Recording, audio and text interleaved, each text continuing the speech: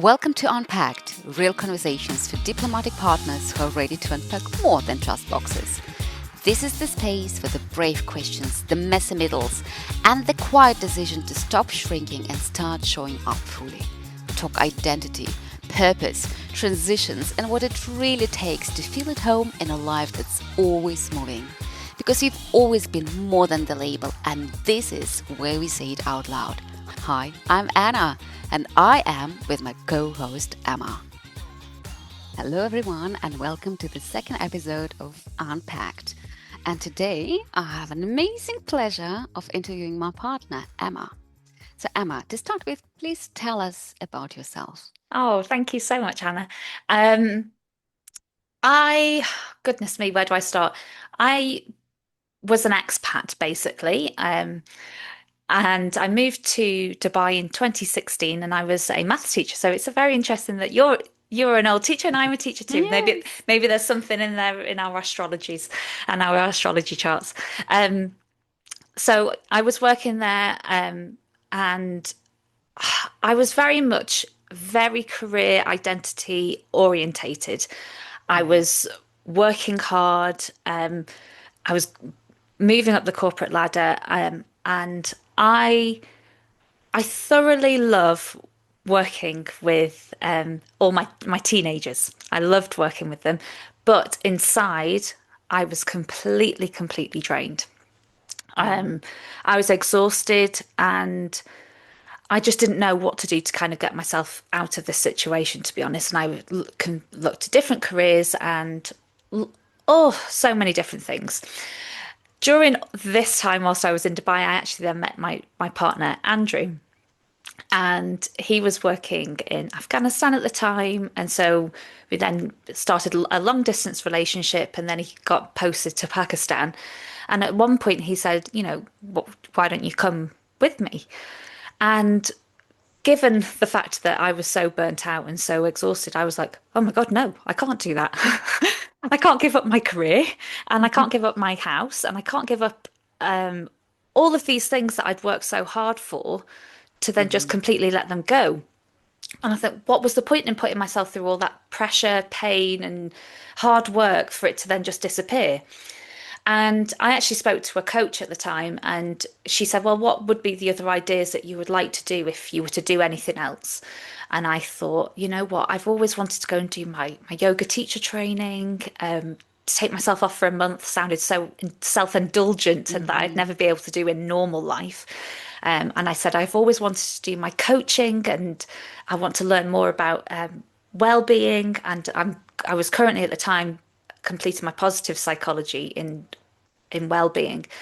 And she said, well, all of that right now is lighting you up. So why aren't you just grabbing this opportunity to go to this other country and just make the most out of doing all of those things? She said, you can always come back to teaching if that's what you need to do. And I was like, oh, yeah. I hadn't really thought of it like that. And so really, although I was moving to Pakistan for love, I was also moving to Pakistan for myself, very selfishly. I Mhm. probably shouldn't Mhm. say these things. Um, and I remember the week before I got to Pakistan, the anxiety, Anna, was Mm. sky high. I was crying. I was like, and you'll know this as well from being a teacher, when you're used to being told literally what you're doing every hour of Mhm. the day, um, Yes. everything was so structured, and I had a completely empty diary. And Mhm. I was scared. I was scared of turning up, and I think the worst thing was is that my partner, he couldn't understand. He's like, it sounds great. Everybody doesn't want to work, no, Mhm. everyone wants the Yes. time to go and pursue their passions and to do all of these things. Exactly. Here you And go, lucky you. yeah, it's like read a book. And I was like, that Mhm. it didn't feel very comforting at the time. And I Mhm. remember when we I moved and we were there, I remember having these days of being like, okay, what should I do? And obviously, when you first move to a country, you don't have the confidence, or I don't have the confidence anyway, to get myself up and moving and driving around in this new city yet. Um, you don't know anybody, you don't know where to Yes. go. Mm-hmm. And I was like, I was basically at home all day, and I was, doing yoga in the back bedroom and doing all of these things and thinking, okay, well, what should we cook for dinner? And but Mm-hmm. inside, I was kind of thinking, oh, this all feels very, very on edge to me. Mm-hmm. And I actually remember in the first early few days, because obviously your partner goes to work and leaves you. They Yes. have to go to work. And I remember having this like actually like it was like my throat had seized up. I just remember being there, and I haven't ever told anyone this, I don't think. And I was like, oh my gosh, I must be ill already from Pakistan bad food. I was like, I'll have to go to the doctors. And it's only a long time after that that I actually realized that it was anxiety. It was the anxiety of having this empty space and not knowing what to do with myself. And it was completely shocked me because I had a plan. I knew I was going to do my yoga Mm-hmm. training. I was going to finish my coaching. I'd even signed up for extra modules to fill my time. I I very clearly felt like I had a plan, yet the reality of when I got there was just like, oh my goodness, I don't know who I am without work and my teacher identity. Mm-hmm. And things did get better very quickly, I must say. There's always kind of feels like a little bit of a sticking start, but I started to meet friends and I felt very settled straight away. And I started to get into my rhythm of focusing on my studies and the things that I wanted to build and continue to build. And I had an absolutely amazing time in Pakistan. I achieved the things that I wanted to achieve. I managed to achieve it, which is amazing. And then we're now in Nairobi in Kenya. We moved here just less than a year ago now. And, I felt like I was like, I've got this posting down. I know what to do. You Mm-hmm. just make your friends. You need a bit of time to get yourself comfortable with the roads, but you know you'll do it. And we got here, and I was like, empty again. Yes. And that really took me by surprise because I had all of the tools. I'd been through it again, and yet here I was feeling like I was starting from scratch all over again. Mm-hmm.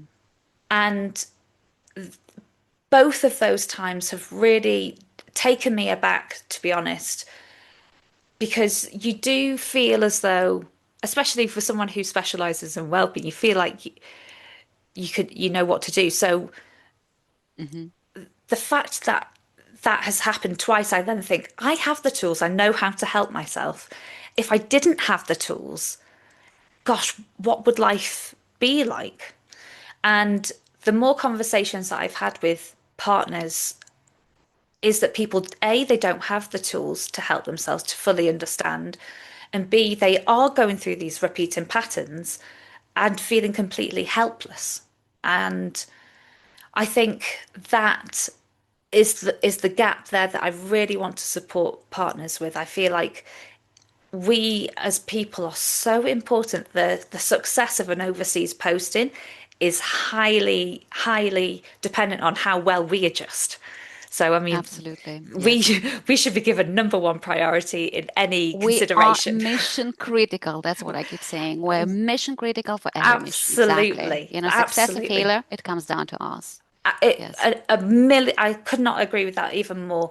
So Yes. I th my main mission has started to become to support partners to have more open conversations and Mm-hmm. to help build the tools and the awareness of what really helps us feel good and how can make the most of this amazing life that we have. Like you talked about in the last episode, we're such a privileged position, and what an amazing opportunity we've been offered. But if we don't know how to use it and for how we feel good, then we're never ever going to get the most out of it. Exactly. I think that would be actually my second question that we can dive in a bit deeper because is it you? I know you met your husband, now husband, back in Dubai, moved with him to Pakistan. Now he's on his second posting. You're officially married now, so Yes. right, it's all, and there are phases in life and phases in this journey, right? As you said, the first, the second, and so on posting. So, tell me a bit more. You kind of already mentioned that the second posting took you by surprise because I said, oh my God, here I am. Qualified in that, knowing all the tools. I've been through it before. It's not like I'm brand new to that. And still, that was bloody hard. Hmm. So tell me more about that and what would you recommend or Yeah. advise to people who are like yourself, either going on a first posting or maybe just starting the second one, and let's say standing in the beginning of this wonderful journey. Yeah. So in both places, actually, in Pakistan and in Nairobi, and I wonder whether this is common to lots of postings. You can let me know. But we've always had some sort of community exercise class, so Pilates, yoga, in both countries, and those are the first things that I've always signed up to. Yes, I'm a yogi at heart, but I will always go to a Pilates class too.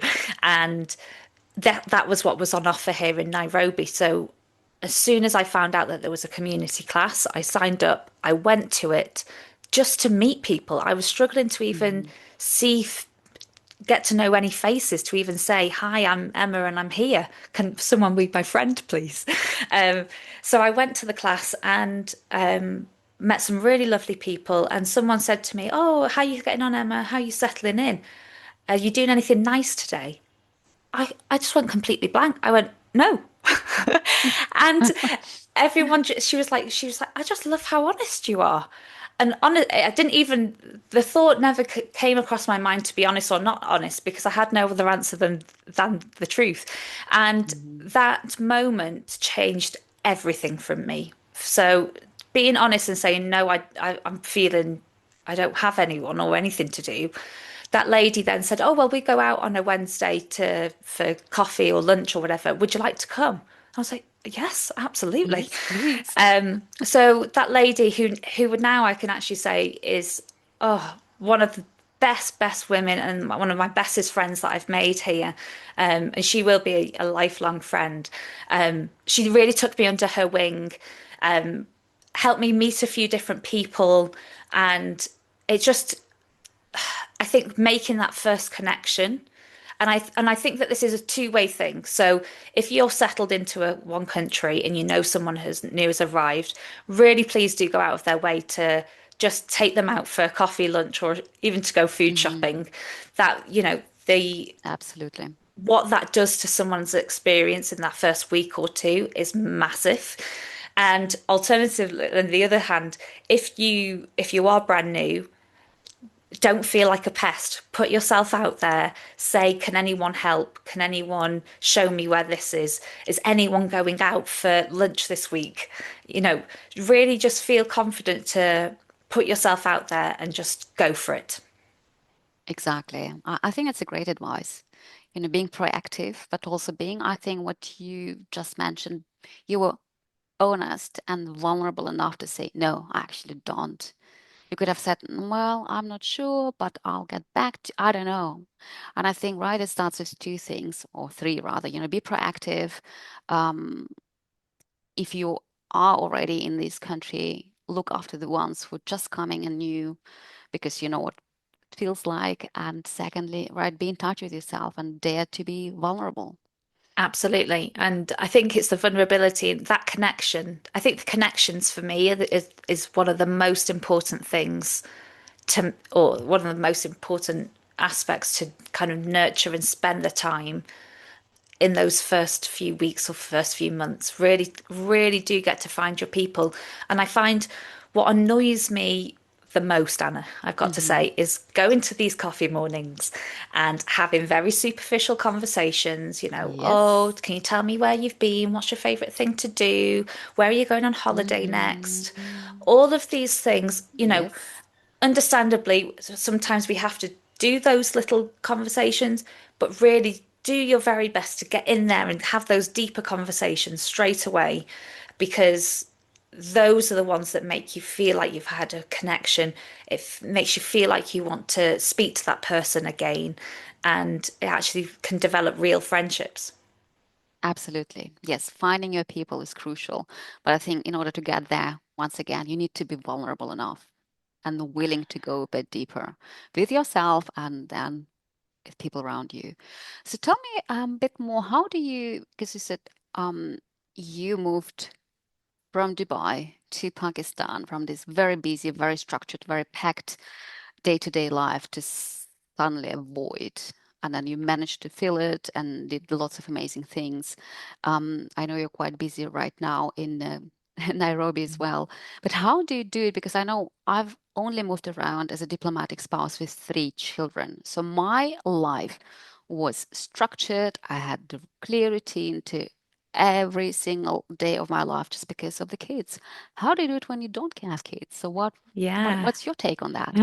It's a very good Hmm. question because the days of school timings, it really does give you that structure, doesn't it? And it gives that, whether it's a meaningful job or not, it gives you a job to do. But in a very similar way, I give myself a bit of a timetable, which is um, again, going back to my teacher ways, I plan my week on a Sunday or a Monday morning, and I decide where am I going to go and do my exercise? Am I going to do in my gym? Am I going to go to class? Where am I going to do it? Where is my social time in that week?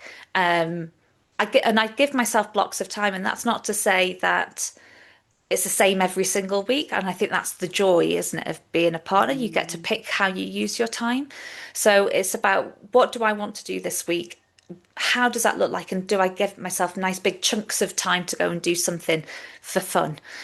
So I try and give myself a little bit more of a routine, like Monday to Thursday, and then always my aim is on a Friday to have that as a self-care love day, where I might go and do I a love spa that. treatment or go and get my Amazing. nails done.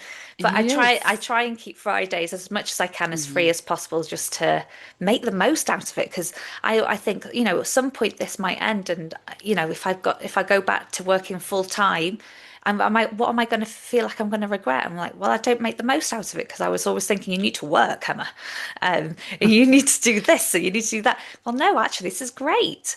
Why don't we It just make the is. most out of it and just go Exactly. and like I would have dreamed of being able to go to a yoga class whilst I was working as a teacher. I would never go to a yoga class before work. There was no time. So to go to a Yeah, yoga class first thing on a Tuesday is like it's complete luxury to me. So actually recognizing that and thinking, yeah, I'm doing it. I'm going out for lunch midweek with my friends. Wonderful.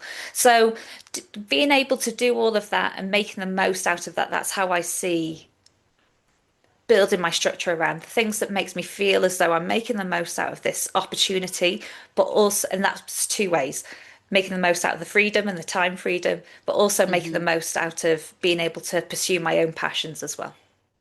wonderful. So I can see you set your priorities right. Yes. You're being a human being, but also doing things, right? Because, it's very easy to get caught up in this doing mode, right? Yes. Doing, doing, doing, and I'm forgetting I'm actually a human being, not a human doing. Hmm. So I love how you do it. Yeah. Thank you. So, okay, so having a routine, because as we've just discussed, when you have kids, when they're young, they wake up at 5 a.m. Doesn't matter where they are in the world, you know, and exactly with school age kids, you have your connections and social life. It's all often comes through the kids. You don't have to build it in a way. So you have to be a bit more strategical, let's put it this way, right? And more proactive again. If it's just you, you have to organize your time and find this time for the self-care and love and enjoying the privileges, right? You said the freedom, the yoga class, the Yeah. nails. Emma, as a coach, tell me please, I mean, I also know you work with expats or diplomatic spouses who've been, who are in different stages of their journey. But Yes. what does bring you most joy? Like, what do you really enjoy helping them achieve? Yeah, so I tend to work with partners who are maybe coming towards the end of their first posting, and had maybe their first posting took them by surprise, and they maybe found some connections. They probably very much in a similar way, had a very successful career before, but as most partners do, we're highly educated people and Yes. have had very successful careers. So also had very strong career identity before, and maybe in this new role or position as a partner, they felt unsettled, but then thought, okay, maybe the next one will be better, but actually we're going to be a bit more proactive in that. So I really help people not only just feel good, help them know how to build their connections and build up a network that works for them and works for the others, but then also developing a clear alignment with their passions, purposes, and how to make that portable. I think one of the major things from the research that I've done is that people have gaps or shifts in their identity. And it's this Mhm. shift in identity, this loss of who they were before, really causes the underlying issue here.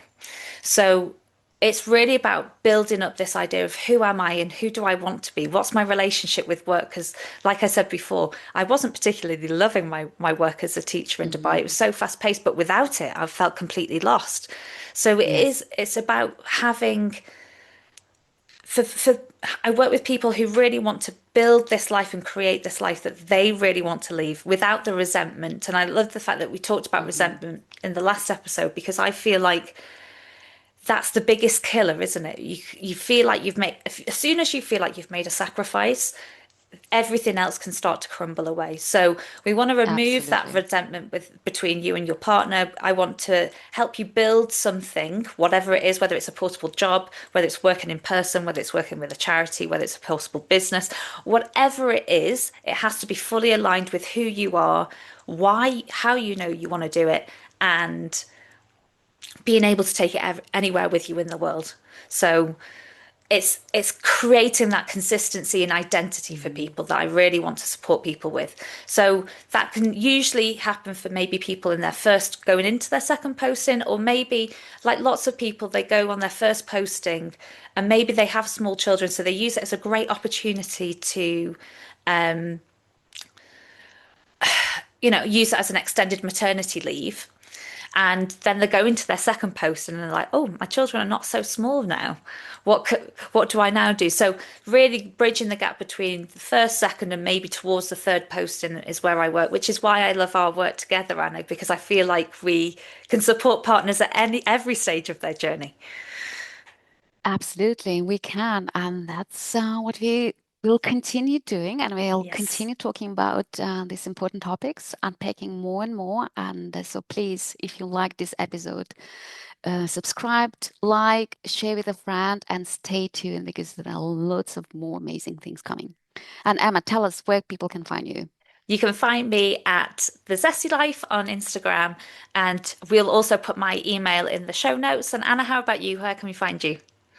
Well, same, yes, not just a spouse on Instagram. I have a website, notjustaspouse.com, and I'm very active on LinkedIn as well. But yes, all of these details and information you'll find in the notes.